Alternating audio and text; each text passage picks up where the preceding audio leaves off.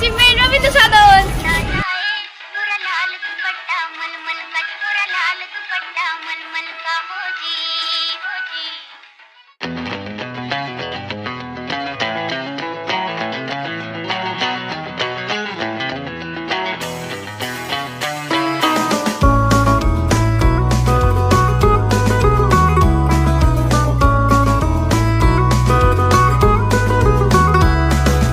লাল বাজারে গলির মোড়ে পান দোকানের খরিদ্দার, বাকের আলীরা দূরে মেয়ে নাম ছিল তার গুলবাহার।